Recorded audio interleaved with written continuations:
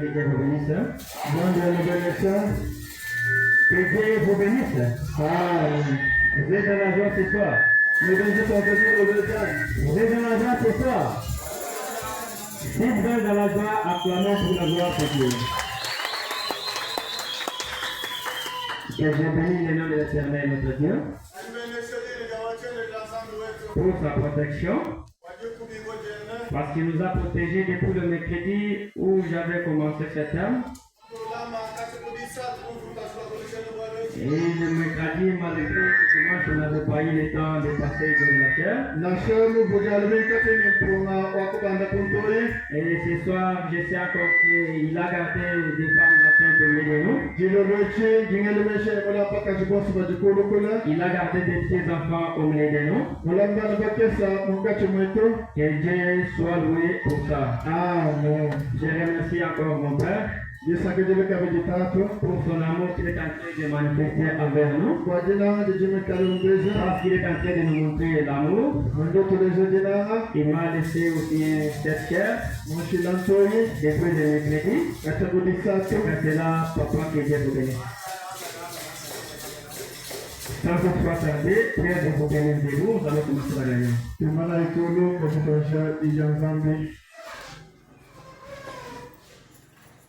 Prenez le livre de Déclarations chapitre 4.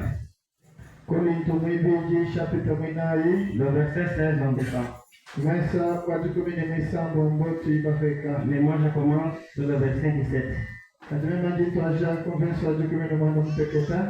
J'ai lu la parole de Dieu dans les noms de Christ. Amen. Car nos légères affections du moment présent pour nous, on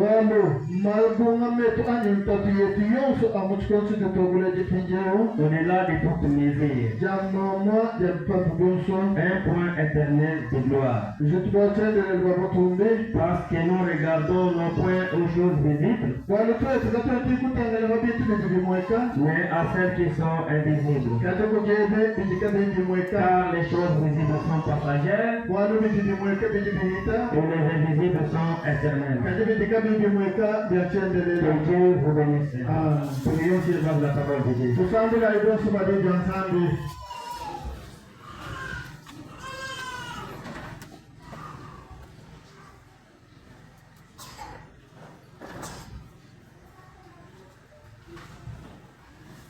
Que Dieu vous bénisse. Amen. Que Dieu vous bénisse. Amen. Que Dieu vous bénisse. Amen.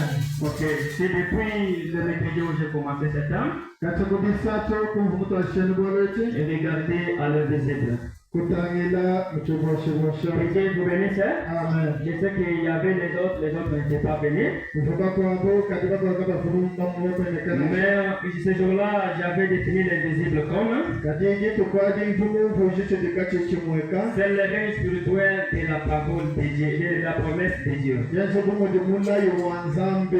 Que Dieu vous bénisse. Amen. Donc, le règne spirituel de la promesse de Dieu. Le règne spirituel de la parole de Dieu. Que Dieu vous bénisse. Amen. Je sais très bien que ce soir ici, chacun de nous a une promesse que Dieu lui a faite. Maintenant, pour obtenir cette promesse-là, il faut maintenant regarder à l'invisible. Que Dieu vous bénisse. Parce que nous, ce soir, nous croyons à un Dieu qui est invisible. Et notre Dieu est surnaturel. Que Dieu vous bénisse. Amen. Alors, c'est pourquoi je dois parler ce soir sur ce thème.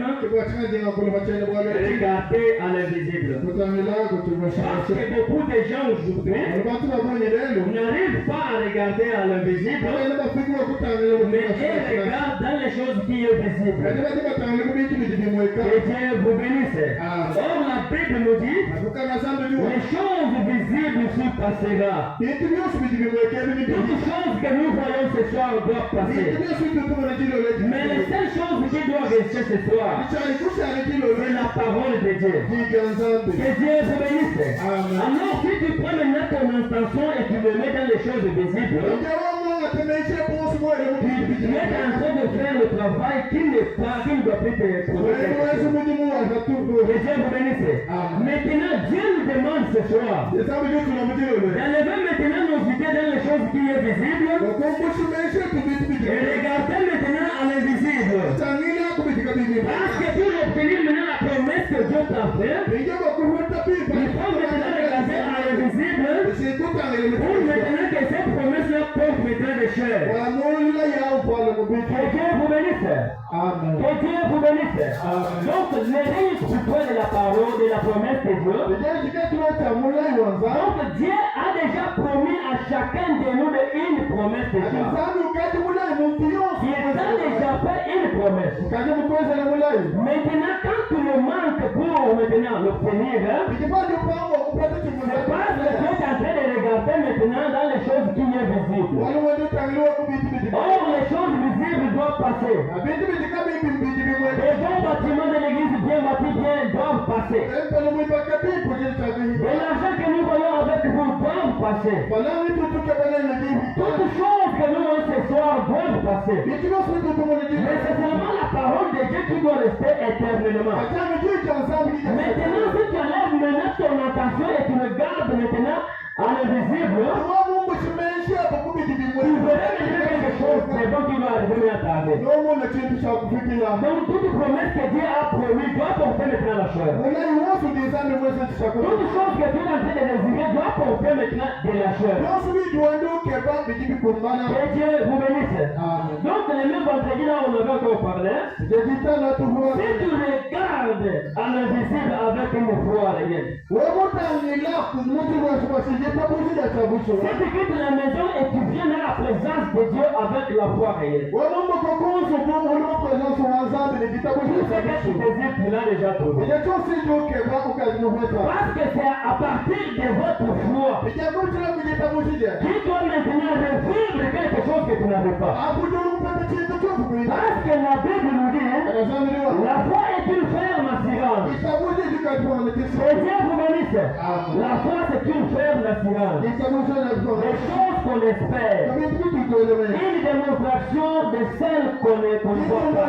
Et Dieu vous bénisse. Donc tu as l'envie de quelque chose, mais tu ne le vois pas. Maintenant je te dis que la chose là est derrière, donc ça vient déjà quelque part. Et Dieu vous bénisse. Mais à partir de la foi que tu as ce soir, tu dois maintenant vivre ce que tu es en train de résumer. Mais quand